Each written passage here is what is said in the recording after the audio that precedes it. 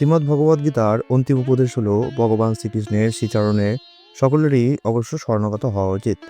তাহলে ভগবান শ্রীকৃষ্ণ অচিরেই সেই শরণাগত ভক্তের দায়িত্বভার গ্রহণ করবেন। ভগবান তার অংশপ্রকাশ ক্ষীরোদকশায়ী বিষ্ণুরূপে চরাচর বিশ্বকে প্রতিপালন করেন, কিন্তু তিনি স্বয়ং প্রত্যক্ষভাবে এই কার্য করেন না। তবে ভগবান যখন বলেন যে তিনি শুদ্ধ ভক্তের প্রতিপালক ও রক্ষক, তখন কিন্তু তিনি নিজেই সেই কাজটি গ্রহণ করেন। ভগবানের সেবা করার জন্যে আমাদের ৬ রকম পন্থার মধ্যে দিয়ে যেতে হয়। সেই ৬ রকম পন্থা বা ৬ রকম নিয়ম কী কী, সেটিকে শরণাগতির পন্থায় আলোচনা করা হয়েছে। তবু আপনাদের একবার জানিয়ে রাখি। ১. ভগবদ্জনের অনুকূল বস্তু সকল গ্রহণ করতে হবে, অর্থাৎ ভক্তির পথে যা আমার অনুকূল তা আমি গ্রহণ করব। তেমনি ২ নম্বর হচ্ছে ভক্তির পথে যা প্রতিকূল তা পরিহার করব।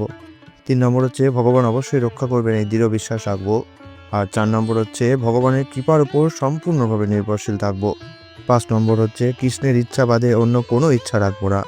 আর ৬ নম্বর আর অন্তিম সূত্র হচ্ছে নিজেকে সর্বদা দিনহীন মনে করব। কিন্তু বুদ্ধিহীন তথাকথিত কেতাবী পণ্ডিতেরা এই ভগবত উপদেশে কদর্থ করে জনগণকে এগুলিকে বর্জন করতে আদেশ করে। ভগবান কিন্তু নবম অধ্যায়ে খুব সুন্দরভাবে বলেছেন, আমাদের দত্তচিত্ত আমার প্রতি ভক্তিপরায়ণ ও আমার অর্চনে ব্রতী হও এবং আমাকেই নমস্কার করো। এই রূপে মন ও দেহ আমাকে অর্পণপূর্বক আমাকে আশ্রয় করে আমাকেই তুমি প্রাপ্ত হবে। কিন্তু পণ্ডিত্যে অভিমানী অসুরেরা জনগণকে ভগবানের দিকে না ফিরিয়ে তাদের ভগবানের অব্যক্ত নির্বিশেষ নিত্য ও কুটস্থ এই সমস্ত রূপের প্রতি তাদের বিপদে চালিত করে। অব্যক্তে আসক্ত মায়াবাদী দার্শনিকেরা স্বীকারই করে না যে অদ্বয় তত্ত্বের প্রকৃত রূপ হলো আদি পুরুষ বা সবিশেষ লীলাময় তত্ত্ব ভগবান। উদাহরণস্বরূপ আমরা বলতে পারি, যিনি সূর্যের যথাযথ স্বরূপকে উপলব্ধি করতে ইচ্ছা করেন তাকে প্রথমে অবশ্যই সূর্যলোকের সম্মুখীন হতে হবে। তারপর সূর্যলোকে প্রবেশ করে ওই লোকের অধীশ্বর সূর্যদেবকে সরাসরি দর্শন করতে হবে। কিন্তু অজ্ঞতার জন্য মায়াবাদী দার্শনিকরা সূর্যলোক তুল্য ব্রহ্মজ্যোতিরও পরপারেই যেতে পারে না। এই ব্যাপারে উপনিষদে বলা হয়েছে যে লীলা পুরুষোত্তম ভগবানের মুখরাবিন্দ সন্দর্শনের পূর্বে দীপ্তিময় উজ্জ্বল তীব্র ব্রহ্মজ্যোতিকে ভেদ করতে হয়।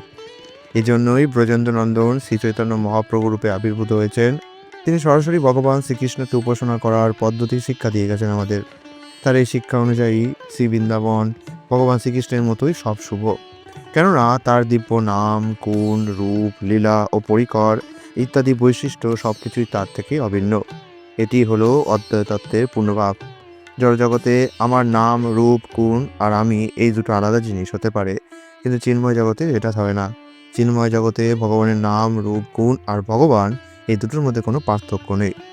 শ্রী চৈতন্য মহাপ্রভু আমাদের আরও শিক্ষা দিয়েছেন যে সর্বোত্তম উপাসনার সিদ্ধির পরাকাষ্ঠা হলো ব্রজ গোপিকাদের অনুসৃত পন্থা। অর্থাৎ যেভাবে ব্রজ গোপিকারা ভগবান শ্রীকৃষ্ণকে কামনা করেছেন, আমাদেরও উচিত জড় অভিলাষ শূন্য হয়ে এইভাবে ভগবানকে কামনা করা। তবেই আমরা ভগবানের শরণাগত হতে পারব। সাংখ্য দর্শনের মূল প্রবক্তা ও ব্যাখ্যাকার ভগবান কপিল দেবের শিক্ষা এবং মহাপ্রভুর শিক্ষার মধ্যে কোনো ভেদ নেই, দুজনের শিক্ষাই এক। আমরা যখন নাম কীর্তন করি তখন আমাদের প্রথমে অপরাধযুক্ত নাম হয়ে যায়, তারপরে অপরাধমুক্ত নাম এবং সর্বশেষে দিব্য নাম আমরা পাই। এটি কীর্তনের উন্নতির 3টি স্তর। অপরাধযুক্ত অবস্থায় আমরা নাম কীর্তনকারী যারা থাকি তারা জড় অভিলাষী থাকি, কিন্তু দ্বিতীয় স্তরে আমরা জড় কলস থেকে মুক্ত হই এবং অবশেষে দিব্য স্তরে ভগবত প্রেমরূপ পরম মিশ্রিত বস্তু ভগবানকে প্রাপ্ত হই। মনের যে সূক্ষ্ম কর্মগুলি আছে সেগুলি হচ্ছে মূলত চিন্তা করা, অনুভব করা, ইচ্ছা করা। চেতনা অনুযায়ী কেউ নির্মল বা কেউ মলিন হয়, কিন্তু আত্মা কখনোই নির্মল বা মলিন বা অধঃপতিত হতে পারে না। হ্যাঁ, আত্মা তার কর্মের প্রভাবে জগতে কোনো জনই প্রাপ্ত হতে পারে, এটা ঠিক কথা, কিন্তু আত্মা দূষিত হয় না। ভগবান শ্রীকৃষ্ণে মনোনিবেশ করার পন্থাই শ্রীমদ্ ভগবদ্গীতার প্রদত্ত চিত্তকে পবিত্র করার একমাত্র উপায়। তার অপ্রাকৃত লীলা আস্বাদন, শ্রীমন্দির মার্জন, বিষ্ণু মন্দির দর্শন, সিংহার সুশোভিত শ্রীবিগ্রহের রূপ অবলোকন, ভগবান শ্রীহরির অপ্রাকৃত মহিমা শ্রবণ, মহাপ্রসাদ সেবন, বিষ্ণু সঙ্গ, ভগবত নৈবেদ্য, তুলসী ও পুষ্পাদি আঘ্রাণ ইত্যাদি সেবার দ্বারা আমরা ভগবান শ্রীকৃষ্ণের প্রতি আমাদের মনকে আবিষ্ট করতে পারি। রোগ হলে আমরা আমাদের ইন্দ্রিয় ভোগ কখনো কখনো প্রশমিত করি, কিন্তু এটি নিরাময়ের ঠিক পন্থা নয়। কারণ যখনই রোগ কারণটি চলে যায় তখন আমরা আবার সেই আগের অবস্থায় ফিরে যাই। তাই যোগ অনুশীলনের বিধি ব্যবস্থা যেগুলি আছে, যেমন আসন, প্রাণায়াম ইত্যাদি হলো অতিমাত্রায় দেহাত্মবোধযুক্ত ও ইন্দ্রিয় ভোগময় জীবনযাপনকারীর ইন্দ্রিয়গণকে তাদের ভোগ্য বস্তু থেকে আসক্তি মুক্ত করার চেষ্টা মাত্র। বুদ্ধিমান ব্যক্তি কখনো তার ইন্দ্রিয়গণকে নিষ্ক্রিয় করে দিতে চান না, বরং তিনি তার ইন্দ্রিয়গণকে কৃষ্ণ সেবায় নিযুক্ত করেন। কেউ কখনো কোনো শিশুকে কর্মহীনভাবে ছেড়ে দিয়ে তাকে তার খেলা থেকে বিরত রাখতে পারে না। একটি শিশু তখনই তার নিরর্থক কার্যগুলি থেকে বিরত হয় যখন সে অপেক্ষাকৃত অধিক উপাদেয় কিছু লাভ করে। অষ্টাঙ্গ যোগের মাধ্যমে বল প্রয়োগের দ্বারা ইন্দ্রিয় সংযম করার পদ্ধতি অপেক্ষাকৃত কম বুদ্ধিসম্পন্ন লোকেদের জন্য নির্দিষ্ট হয়েছে, কিন্তু অধিক বুদ্ধিসম্পন্ন ব্যক্তি স্বাভাবিকভাবে উত্তরোত্তর অধিক ভগবান শ্রীকৃষ্ণের সেবায় নিয়োজিত হয়ে অনুপাদেয় জড়জাগতিক অনন্ত ভোগ স্পৃহা থেকে অব্যাহতি লাভ করবেন। এইভাবে শ্রী গৌরসুন্দর কৃষ্ণ ভাবনার অমৃততম উপদেশ প্রদান করেন। সেটাই হলো পূর্ণ বস্তু।